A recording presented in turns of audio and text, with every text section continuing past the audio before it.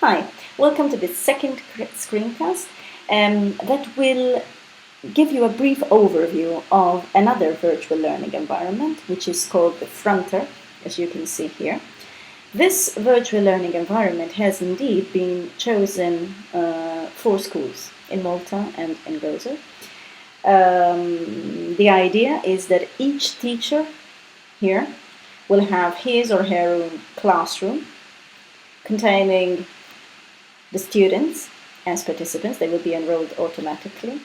Each room will be able to be customized depending on your preferences and on your requirements.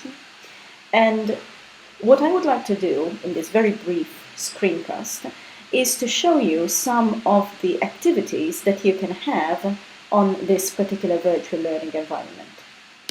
As you can see, this is the way the room looks, and if a student were to actually log into this room, this is what he will see. Of course, as you can see, it's not really very colorful at this point in time, but you can customize it at your own wish.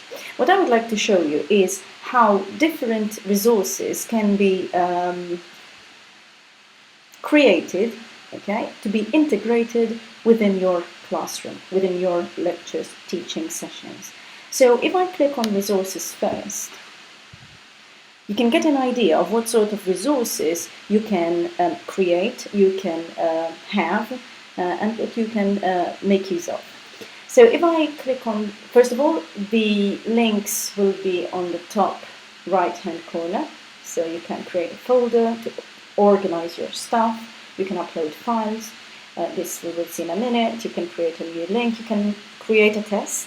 And you can also create a forum, something that you will see very shortly. But if I click on Create, you will be able to see that I have various options to choose from. Internal documents would be quite interesting to have if you wish to create something which is dynamic, that is, where students can answer, where students can participate and can actively take part in the lesson. One of the easiest and most popular options would be an internal document that is a page. And I will just show you in a minute what you can do within a page. So this will be, Integrating Learning Technologies Part 2. Part 2, that's the description of it. As a side note, one can also choose to upload different external documents such as Word, Excel, PowerPoint, either in Microsoft or in OpenOffice. Once that is done, you click on Save, and you've got your first page. Now, as you can see over here, you're in editing mode. If this does not have a cross here, then you just click the pencil. You can change the different settings. We'll see what this means later.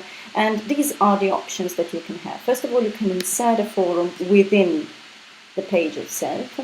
You can insert a Dynamic Today element, which means you can insert RSS feeds. That is, whenever you subscribe to a website that is constantly being updated, like a blog site, you don't need to keep, updating it manually yourself, but by inserting its RSS feed, then it gets updated automatically within your site every time that author from that blog site updates his or her own articles. You can insert a text, an image, an empty space, a list, a vote, or an article. Let me start by inserting a vote. Let's see. Do you agree that classroom teaching needs to be more technology oriented? Let's have another question. That was in one other vote. Do you agree that students use technology inside the classroom? Display result. Yes, no, I don't know. Oops. That's not good. Click container to edit. Let's click the container to edit. I don't know. We save. That's fine. So I've got the first bit here. Do you agree that students use technology inside the classroom? Let's have an image here. Now these crosses are so that you can add containers to the left, to the right, top and bottom. And I decided to, on top of this vote, insert an image. Let's browse from my computer. Yeah, we've got the image here ready. I just open it. That's fine. No need for a description. And I click save. This is just so easy. It takes about 2 minutes to do everything, and everything is really easy to just do. If I really don't like it and I want to delete the content, I can delete the content from here or delete the entire container. And that is great. So then I can add something else. I want to add the RSS feed, which I spoke to you about. So I insert the Dynamic Today element.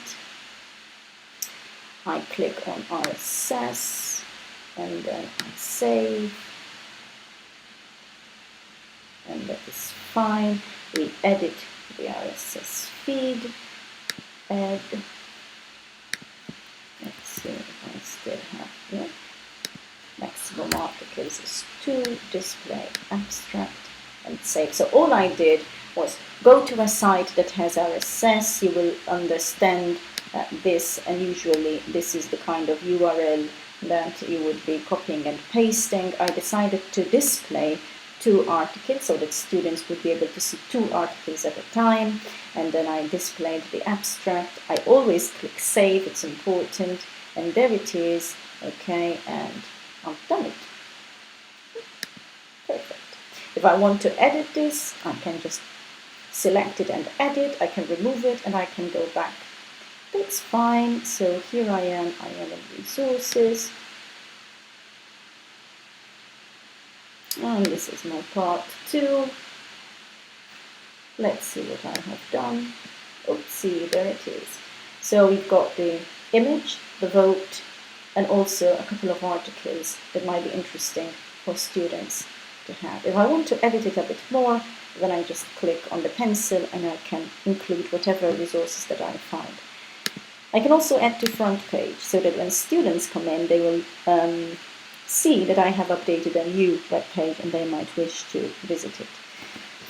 So that is added. I spoke to you about forum and the importance of having communication amongst students, between students and teacher, between even teacher and maybe parents, and it is quite easy again to create a forum. So if I click on forum here, yeah, there it is. Let's say I've got this, let's call it blogging beyond the classroom.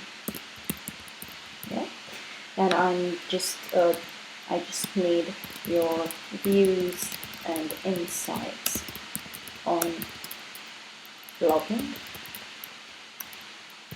Okay, and then the most important thing is to select the type of communication forum that I want. And there's a brief description of each type of forum here. So all you need to do is, well, decide whether you want a discussion, which is a threaded discussion, a conversation, a debate, but it is unthreaded. It's questions and answers and brainstorming. So let's say some brainstorming. Yeah?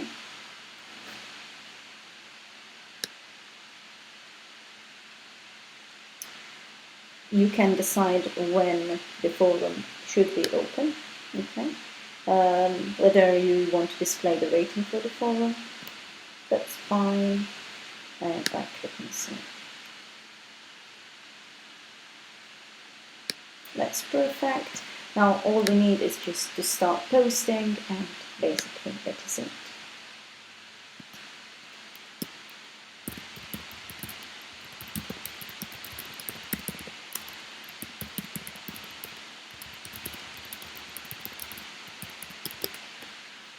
Let's say, and here it is. So then every person who actually posts something will have his or her note stuck there. That's fine. Once again, what I can do is go back to my page. Yeah, find, there it is. See, now it's been published on my front page. I click on my page, I edit. All this takes really very little. I click on a container, I insert a forum, I go to forum, and this is it. Logging beyond the classroom, I select it and I save it. And there is my page. So this was a very brief overview of how such resources can be integrated for your teaching and learning inside the classroom. Thank you.